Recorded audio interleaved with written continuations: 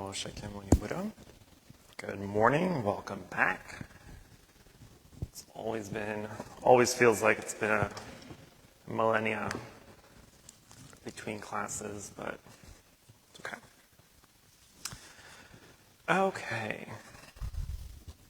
Well, as we normally would for every first class back, it's going to be very simple, quick instructions, overview of what we'll be going through for the next few months. This time around, I'm adding an extra couple of classes, because usually I think we only do 3 months, and then a break, or then a retreat, and then a break, and then come back up. So we'll go through 4 months this time. It'll be a longer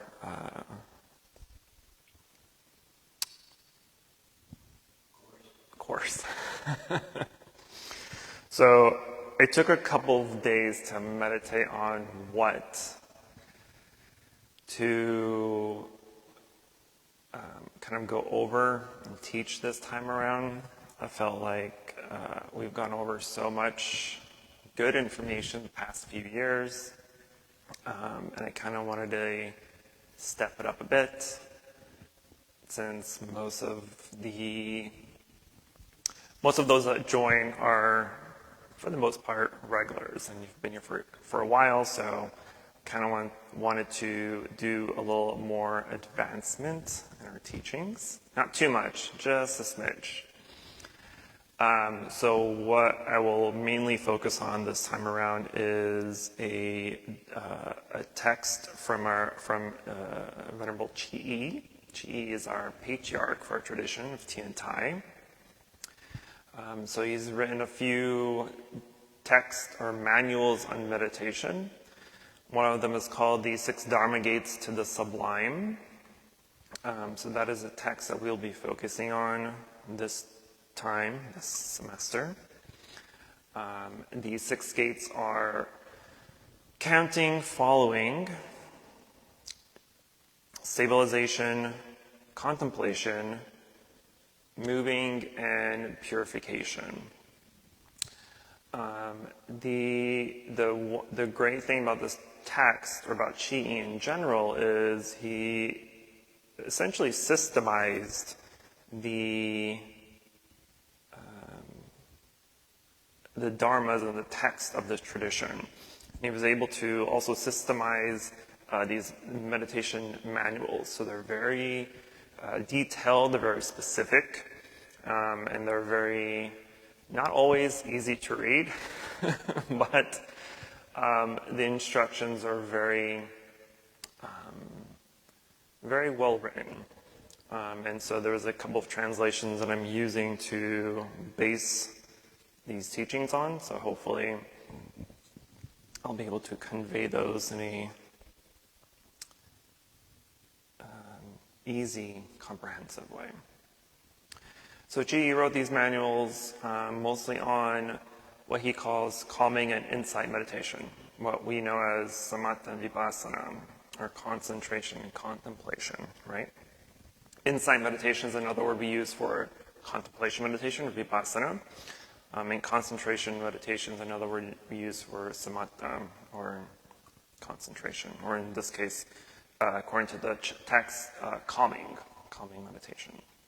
And so the 6 Sublime Gates encompasses both aspects of concentration and meditation. So the first 3, for the most part, are heavily on the calming side, of concentration side, and then the last 3 are on the contemplation side. So we won't focus too much on the last 3 this time around, because they are a little bit more advanced than I would prefer to teach. So we will kind of still reference them in the future, but we won't focus on them mainly. Since according to Chi, or according to the text, it's very important that one masters the calming aspect of meditation first before we can go into the contemplation, right? And I've mentioned this many times, that we can't really do too much contemplation if we haven't yet mastered concentration.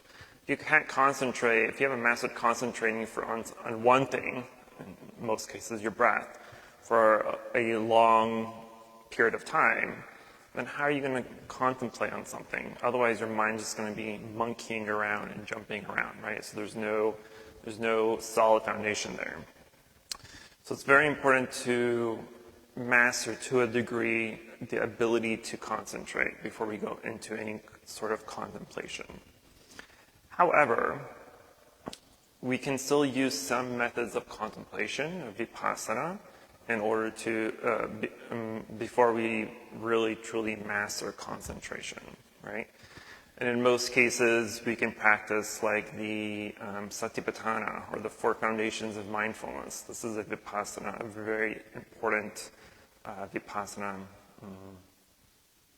text and practice. So some of the basic things like that we'll probably touch on in the second half of the year.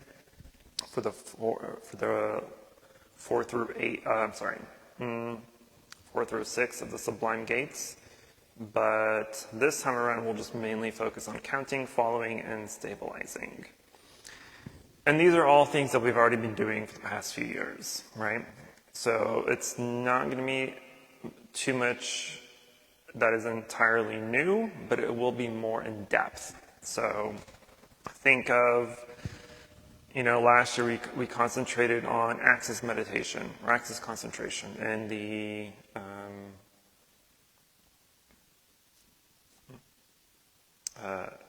jhana factors, right? Think of that as the bachelor level. You've got a bachelor's degree now.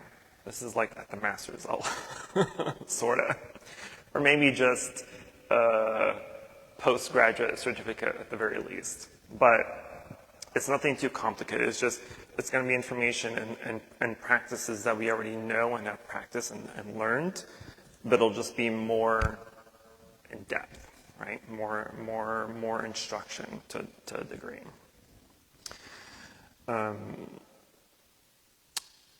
So that's going to be our main focus for the next few months.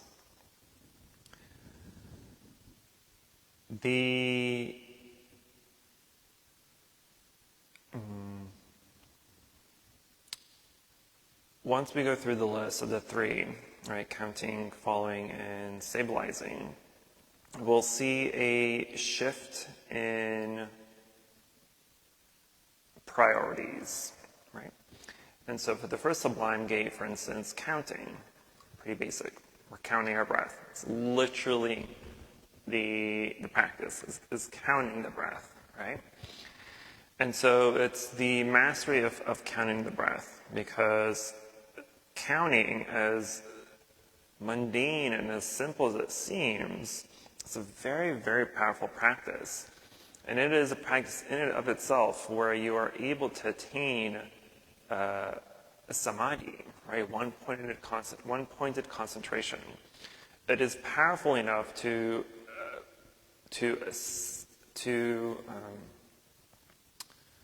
transcend the hindrances, the 5 hindrances.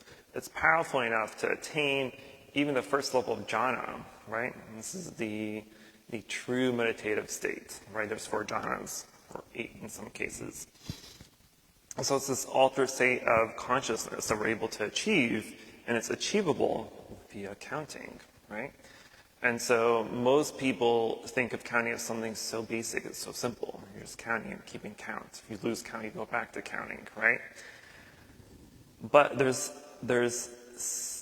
a powerful practice in that, where if you truly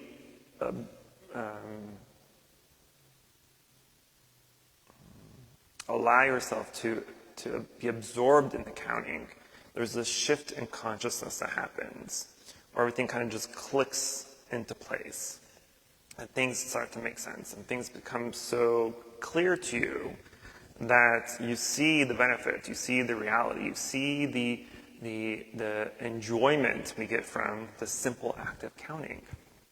So don't take counting too lightly. It's a very powerful practice. And then once, according to the text, right? Each sublime gate, each 6 gates cannot be passed until whatever gate you're on is mastered. So for in this case, according to the text, you master counting to such a degree where the counting happens without any effort. Like you don't have to remind yourself, you don't have to be mindful, you don't have to be aware that you need to continue to count. You don't need to add any mental energy or physical energy into the act of counting. It becomes just a natural thing that happens, that's occurring. And then once you get to the mastery of that, then it becomes, what's the word that uses in the text? I should have brought the book with me. But it becomes, the counting itself becomes a hindrance, right? And so because you've already transcended the need to count, right? You've mastered the counting, it no longer becomes a benefit. It no longer does any good for you. So you drop the counting and you go to the second gate, which is following. And so then the following piece of this, we go back to the text of the Anapanasati, the mindfulness of breathing, right? Where they have those 16 exercises.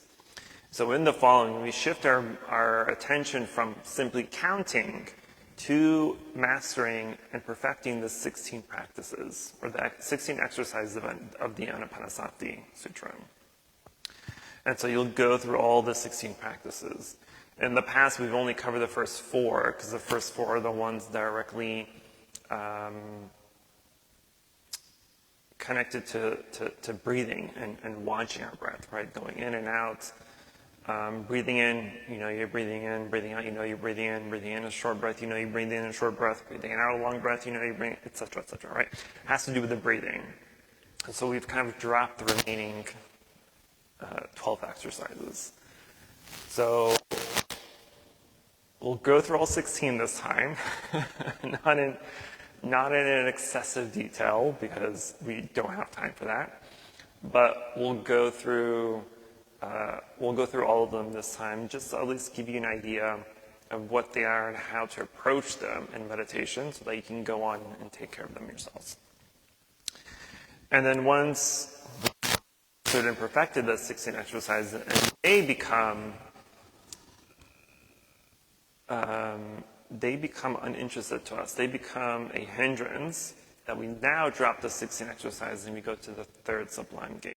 In stabilization, this is where it connects to the jhana factors that we were teaching last year, right? The goal of the jhana factors is to bring you to the state of access concentration, right? Which is the gateway to the full jhana. Jhana is this crazy state of consciousness that we all hopefully one day will achieve, or you'll achieve. But the jhana factors,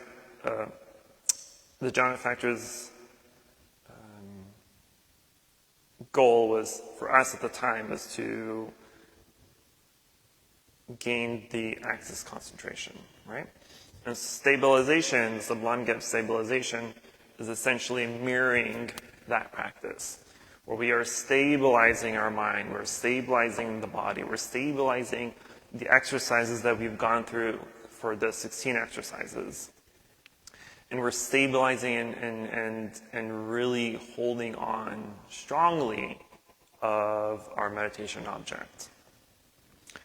And at that point, once stabilization has occurred, and you're able to maintain and hold on to it for a long period of time, then we can say, this is access concentration. Or, if you're lucky, this is jhana. This is, you've accessed samadhi, one pointedness concentration. At that point, that's essentially the sweet spot for true Buddhist meditation. That's our That's our essential goal for the most part. And then the last three gates have to do with, for the most part, the vipassana side of meditation and the contemplation. So if we have time, by the end of the few months that we have, we'll go through them, review them briefly, and then toward the end of the year when we have our second session, maybe, depends on how I'm feeling, we'll go through the last three. Or at the very least, we'll go through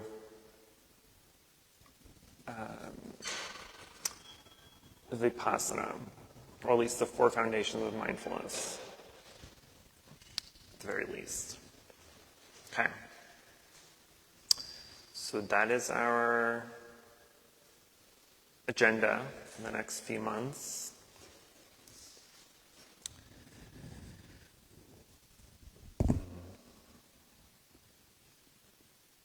Debating if I want to go through instructions for meditation again.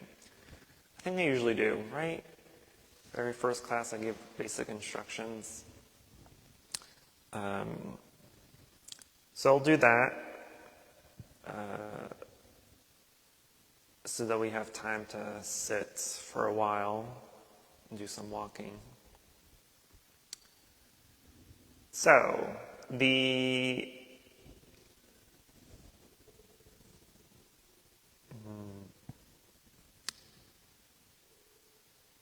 object of meditation for us this time around is still going to be our breath. We will continue to use the Anapana spot, right, as we learned last year. The Anapana spot's the little area here right above your lip, upper lip, and at your nostrils. This is the Anapana spot. So especially when we were doing the first Sublime gate of counting, you are focusing, well, even in all, this,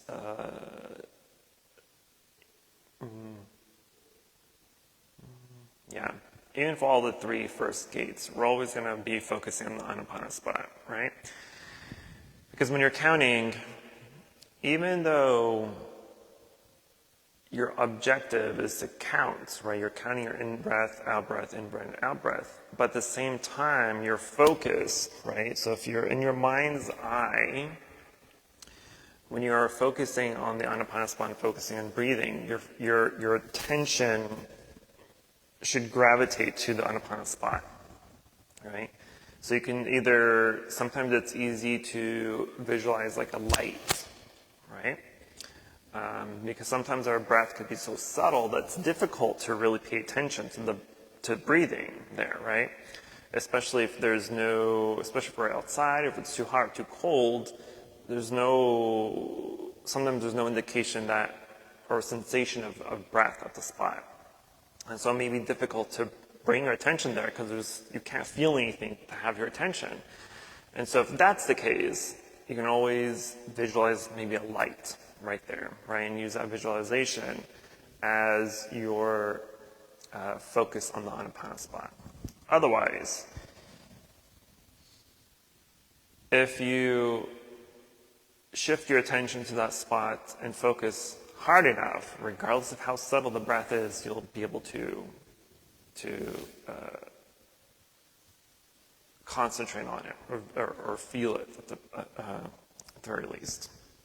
But anyway, the Anapanasati will be our main area, right? The breath will be our object of meditation for as long as we use it for.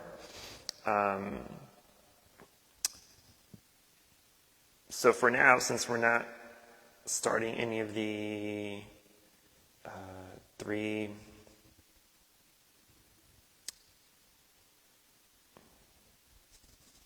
categories yet, I'm having brain farts. I've only had 1 cup of coffee, excuse me. Since we're not focusing on any of the gates this time yet, we'll use the Anapanasati as the practice of just observing the breath. So as you breathe in and you breathe out, just observe the breath, right? Utilize your labels when we're labeling. So now that you've been sitting for a while, your breath is more stabilized and it's stable, and it should be stable, and it should be calm enough where it's easy to stick with the awareness of breath at the Anapana spot. Because if you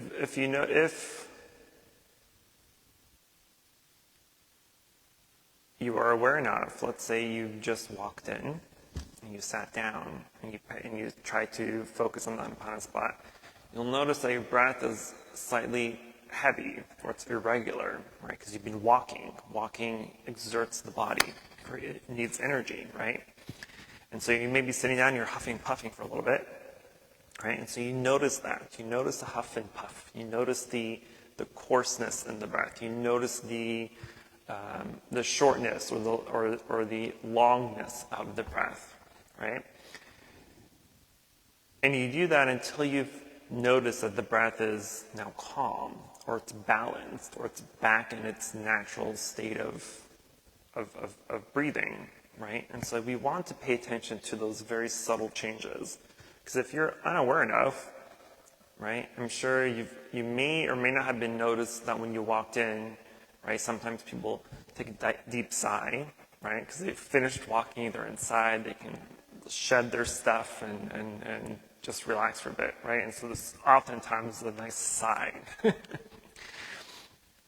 Do you recall that sigh? Do you remember sighing? All of you did it. I've heard it. You probably were unaware of it, right? But if you were aware of it, right, you'll know exactly when that shift in the breath changed. Because even after a sigh, the breath will change immediately. Very subtly sometimes, but the shape of the breath has changed. And so the shape of the breath changes whenever something occurs within or outside of ourselves. Think of when and how and why our breath changes. In any situation, give me an example. In what situation, what occurrence, what circumstance would your breath change? Getting startled. What else? Angry, sad. Anxiety. When we're tired, when we're driving, when we're walking, working out, right? Literally anything and everything we do has changes to our breath, to our breathing. Do we ever recognize these changes? Do we ever acknowledge these changes? Yeah, especially when I get angry because I hold my breath. Right? Me too. When we get angry, we hold our breath, right? It's only in these bigger situations where we notice it, right? Especially if we're working out, if we're running, if we're doing some big activity where we can physically hear our breathing being heavy, or if we're sighing, or crying, or laughing, whatever it may be. But there's also the very subtle moments where our breath changes. For instance, if you're sitting in meditation and an emotion or a feeling of anger arises, for instance, right, or anxiety or sadness, there's a very subtle shift in our breathing, right? Like Michelle, when I'm angry, I stop breathing, I hold my breath. Why? I don't know. It's just like, do I want to die or do I want to acknowledge this anger, regardless of what happens, right? But there's a shift and change. And so part of our practice is to be aware and notice these subtle changes, not just only in meditation, but in any situation. It's never not a good thing to notice the change in our breath.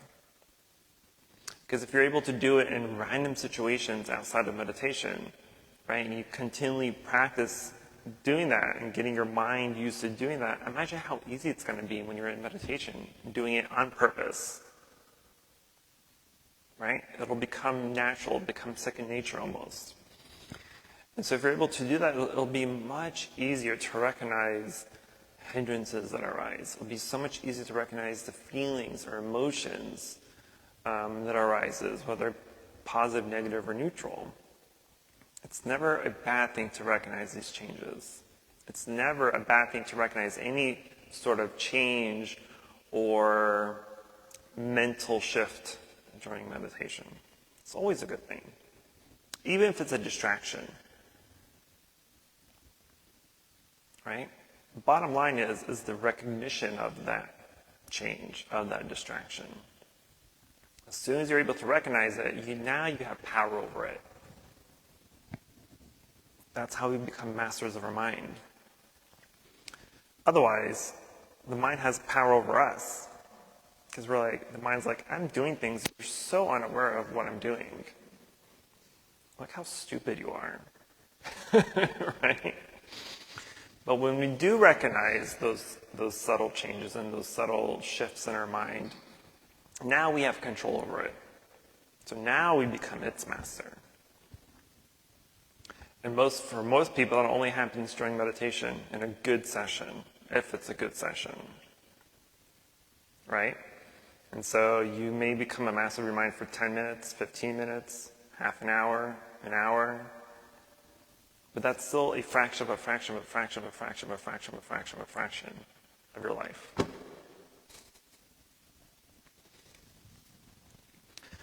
But that fraction of a fraction of a fraction of a fraction of a fraction of a fraction is still an improvement than someone who does nothing at all. Right? One of the things that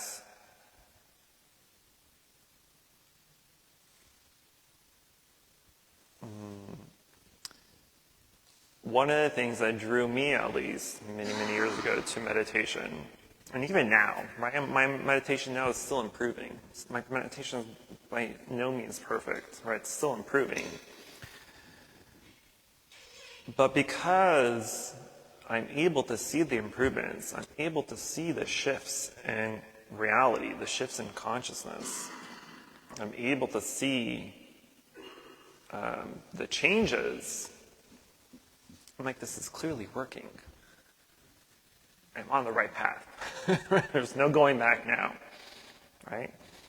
And so to even think about stopping is a scary thought.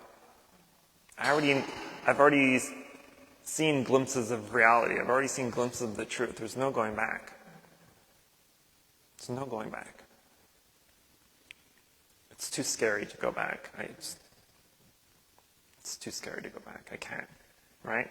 And so the moment someone sees that or has a taste of that truth, that reality, you've already in your mind made a vow to attain enlightenment. Right? You may have not said the words, this is my vow to attain enlightenment. I'm vowing to attain enlightenment. I'm vowing to become a Buddha. I'm vowing to become a Bodhisattva. You may have not verbally said those words, but subconsciously, the moment you taste that truth, that reality, that vow is automatic. Correct. We've overcome doubt. Exactly. Doubt is not just a hindrance. Doubt is also a fetter toward our enlightenment. And so when we say doubt, depending on the context, right? But in Buddhism, for the most part, doubt is directly related to either doubt of the teachings or doubt in our practice or in our own ability to practice. And so oftentimes, for those that may be new to Buddhism or meditation, right, if they read or try to learn too much too soon, that doubt will immediately take over. Because they're like, this is too much information, or this is too complicated, or this is too much, or this doesn't make sense, or this is so fantastical or mystical or whatever, right? There's a doubt in this is truth. But if you go at it at a natural pace at the capability they're able to do, and then those changes come, and then those realizations come, then those doubts slowly disappear. I've had people come in who have meditated once in their life, and I'm not even kidding you, true story. Says, I want to come and meditate because I want to achieve jhana. Just like that. Literally meditated like one time, if I remember. This is many, many years ago. But I would look at them like, how long can you sit for? Oh, I've just started 10, 15 minutes. 10, 15 minutes will get you 0. 10, 15 minutes won't even get you down the road. Right? 10, 15 minutes will only get you to the end of Hebner. How do you want to attain jhana in 10, 15 minutes? It's impossible.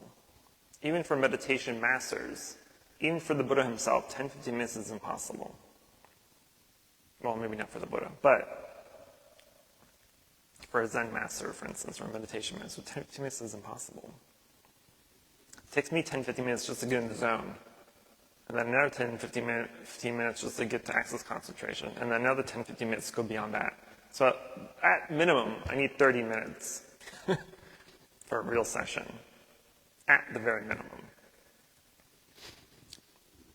But anyway, if we try to go try to learn or do too much too soon, that doubt will take over. You'll have doubt in yourself. And doubt in your practice. But if we go at it slowly, and in a correct manner, right? And so the good thing about this text that we're using, I'm not using this, we're using the 6 Dharma gates to the Sublime, right? Which is counting, following, stabilization, contemplation, moving, and purification. And we're focusing on the first 3, counting, following, and stabilization. And so the good thing is, in this text, G.E., who's the author of it, gives us exact instructions of how to practice each Sublime gate, right? And tells us that you need to master this. You need to master this first gate of counting, right? You need to master it. You need to get to a point where it becomes natural and done without any effort. And then the third part is knowing that you need to drop it, right? Because it's no longer a benefit to you. Counting no longer benefits. It's natural. It's out of habit now. You can do it without any effort or energy. And so now you no longer need this tool. So the realization that you no longer need this tool is the final check mark that you know that you've perfected this. And then you can move on to the next, right? And so because his instructions give those exact specific steps, the one good thing about this manual of meditation that he's created, it unlike most other texts on meditation, it doesn't help you recognize or realize where you are in your meditation practice, right? Sometimes you may say, oh, I've been meditating for a year, 2 years, 10 years, 20 years, and I know this, I know that. But you can't gauge where you're at in your meditation. You can't gauge how good or how bad you are. You can't gauge how masterful you are or how much you've perfected or not perfected, right? You don't know where you're at. And this is the folly of most Western meditation instructions, right? Is that you have these books, you have these audio discussions and talks of meditation and what to do and how to do it, but it doesn't tell you how you know where you're at, right? If you go to school, you know exactly what grade you're in. You know exactly what grades you have on your test. You know exactly where you are at in your progress. But in meditation, it's difficult to do that because there's not physical tasks. There's not physical check marks or exams that we can gauge in with physical numbers, right? And so it's very difficult for a lot of people to know where they're at. And so one of the good things, and one of the things that I love about this text that we're using is Chi gives us those exact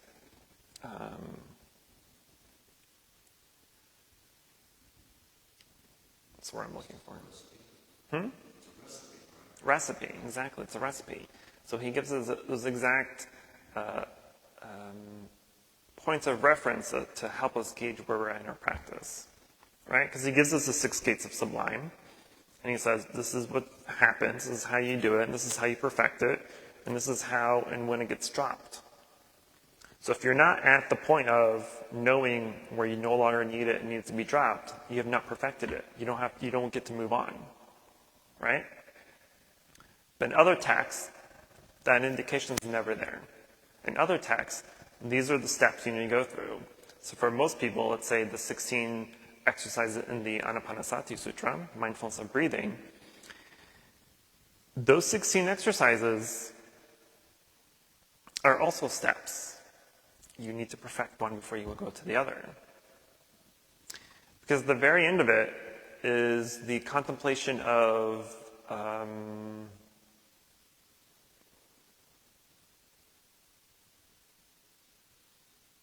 emancipation, right? Right now, what does contemplation of emancipation mean to you? Probably means nothing. Like, I don't know what that means. Of course we don't know what that means, because we haven't perfected the 15 other exercises first. And so, even though these 16 exercises in the Anapanasati Sutra are there, it doesn't indicate anywhere that one needs to be perfected or one needs to be fully realized before you move on to the other, right? The issue, I don't know if it's really an issue, but a thing to remember about some of these earlier meditation texts like the Anapanasati Sutra or the Satipatthana Sutra is that the Buddha taught it in the time where meditation was common practice among people, right? And so there are not very many meditation instructions given by the Buddha, right, besides these 2 main texts, Anapanasati and the Satipatthana. There aren't any other meditation manuals or instructions given by the Buddha, because meditation at the time was common practice, so he didn't feel it was necessary to re-instruct people how to meditate when they already had the instructions, right? It was common knowledge. And so because of that, it makes Buddhist meditation, or at least the instruction of how to do it correctly, difficult. And so now we have to rely on commentary and on original texts and documents like the one we're reviewing now by Chi, 6 Gates of the Sublime. It's these kind of instruction manuals that we have to rely on in order to get those instructions to us. And then we use the commentary and we use original documents or discourses as kind of our foundation, our backup. Okay. What was I even talking about? Instructions of how to meditate. Man, I went off topic. Anapana. Anapanasati is going to be our main focus, right? So, for now, because our next class we'll go over 3 or 4 methods of counting that we'll use.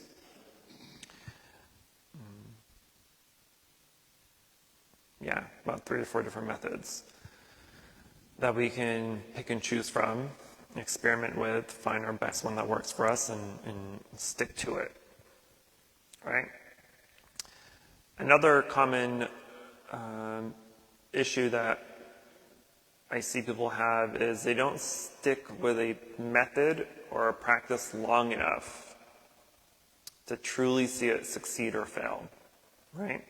Doing something once or twice to experiment with it is not enough, right?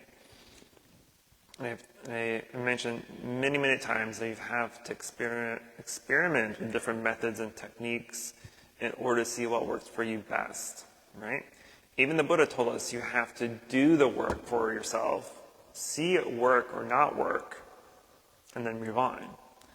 But we can't do that by doing it once or twice. It needs to be done to such a degree where you're just totally sick of it or totally in love with it, right? Whichever one comes. And so when we go over these 3 or 4 different methods and techniques, I would implore you that you use each one for at least a week, right? And see how it is. Literally have a journal, right?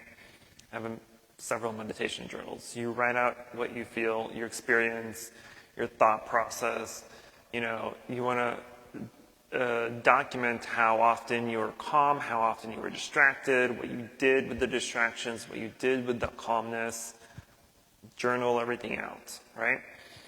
That way you have some objective evidence of what worked and what didn't work. And you can use that evidence to back up your practice, to back up your meditation. So I would highly recommend doing that. And so when we go over those methods and techniques, use each one at least for at least 1 week, the very minimum. So anyway, for today's sit, Anapanasati, you can do what you want. This is a free session, so if you want to count. If you want to observe the body, the mind, your distractions, externalities, internalities, whatever you want to do, this is a free sit. But your main point of contact is still the Anapanasati. Anything else you want to do to support it, up to you. Count, not count, whatever. But the Anapanasati is your main objective. Is the observance of the breath, of in and out, short, long, coarse, smooth, whatever you want to label it. The Anapanasati is what you are protecting. It's like a gauge on our reaction, like our breath. It tells us what everything else is.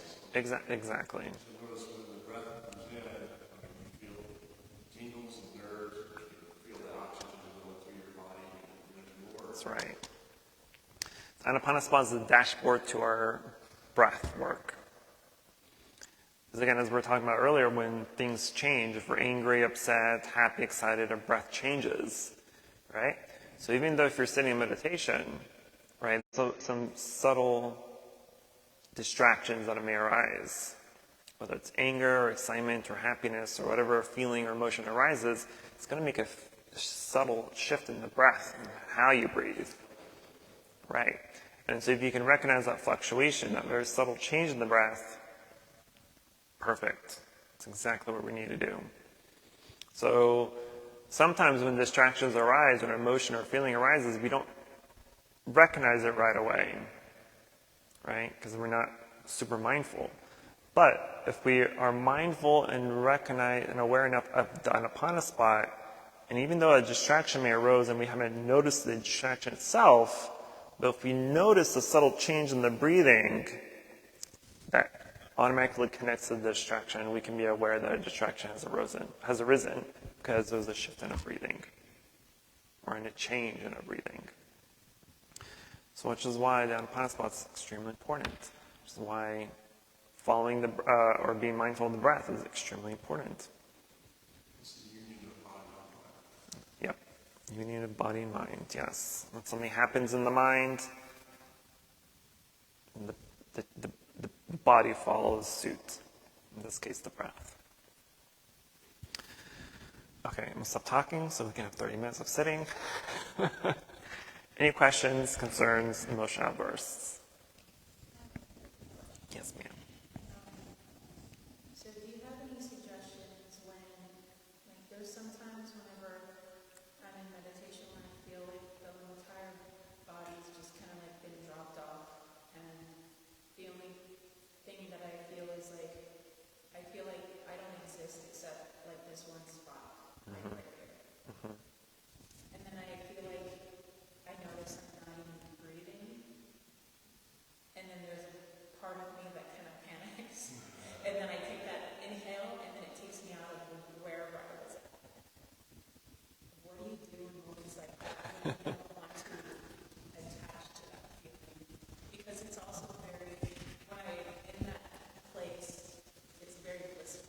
It's like all of my pain in my physical body, the density of my body is completely vanished, and it's a very nice, beautiful place. But I don't want to attach to it.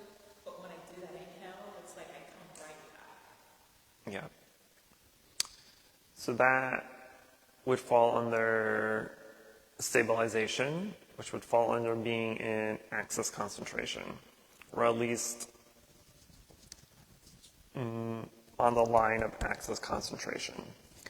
Because once we get to stabilization, the third sublime truth, right, it is literally stabilizing ourselves for access concentration. Because in access concentration, we lose the physical sensation of body and mind, right?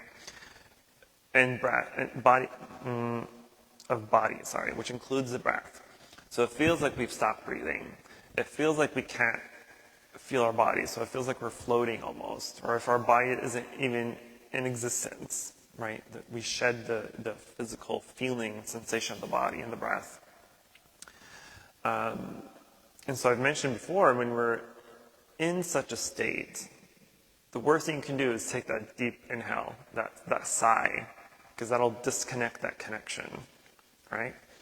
And so the best thing to do when you recognize it, because even though it's a very short amount of time, you still have time between the realization of what's happening and the recognition of wanting to do something about it, right?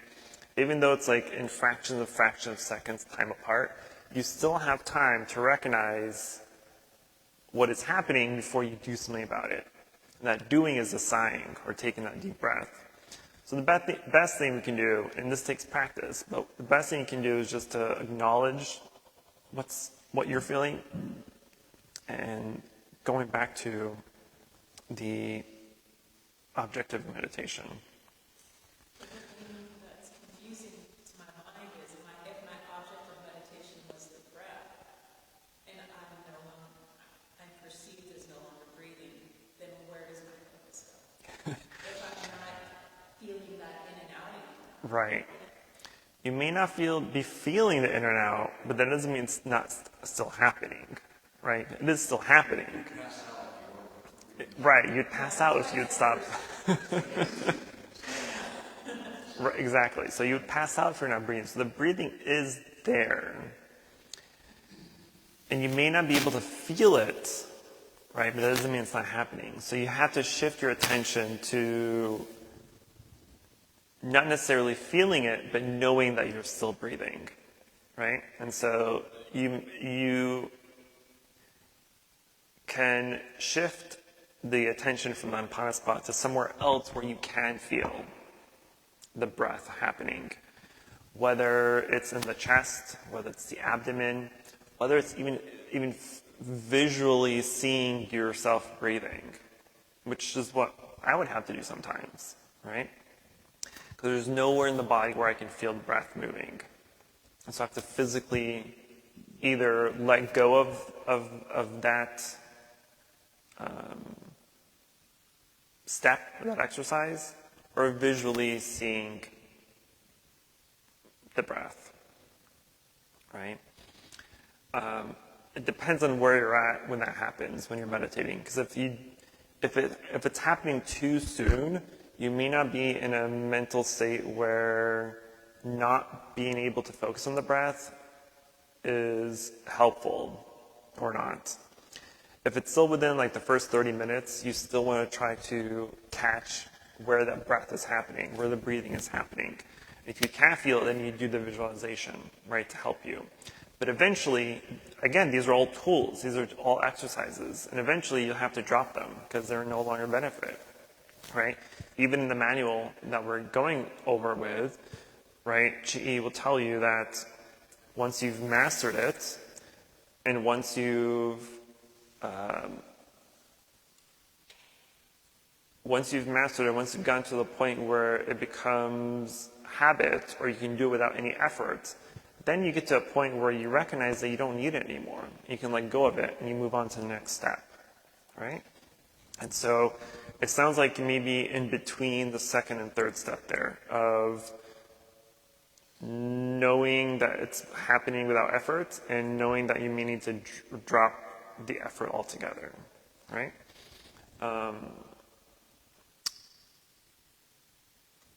But attempt to recognize the next time it happens that try to recognize what your feeling is. So if you're feeling, oh my gosh, I'm not breathing, I need to take a deep breath, just shift your attention to something else, briefly, right? And then go back to the Anapana spot. Because again, our mind is trying to control us. It's trying to freak us out. And we're like, oh my God, you're not breathing. Take that deep breath, right? It's doing that on purpose, right? That's our Mara. That's our little inner demon. It's trying to distract us and hinder us away from enlightenment. And so it's doing that on purpose. It's like, and then if I take that breath, it's like the Lord. It's like, I got you. Exactly. Ego freaks out when you're not there. Well, where's Leon? Well, there is no Leon. Exactly. So don't let that Mara take over. But if it does, it's all right. Do it again. Try again. But when it happens, because it'll happen for everybody, right? That's why we sigh, is because our body feels like it doesn't have enough. It's not releasing carbon dioxide. Right? Is that what it releases? Stress. Right. So that's our body's attempt to take care of itself. But it's not a necessary step, especially in meditation, because the mind is trying to distract you, trying to take you away from your object of meditation. And so when it happens, just recognize it before you take that sign, and just shift your attention to something else, very, very briefly, and then just go back.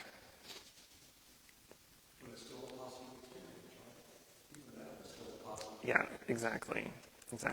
You may have, because you may have broken the deep concentration that you were in, but you were still in deep concentration. So regardless, it's still a win, right? It may have been short-lived, but it's still a win. And the short-lived win becomes longer and longer every time. It'll get to a point where, again, it happens without any effort. And you no longer need to recognize that you need to sigh or you're not breathing.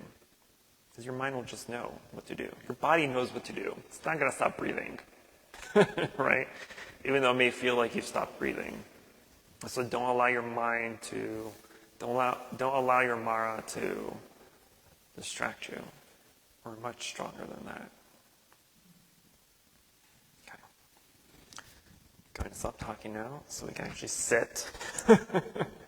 So do a quick stretch if you need to. You'll sit for 20 minutes since I overspoke. And then we'll do some walking.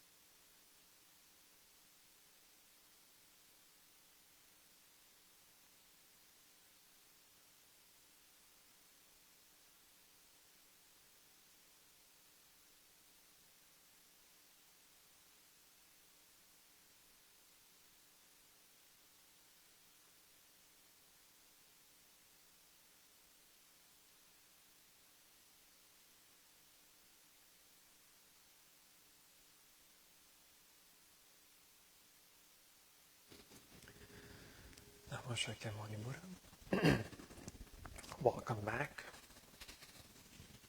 Hope everyone had a nice short sit. Too short, but that's okay. Any last minute questions, concerns, emotional outbursts?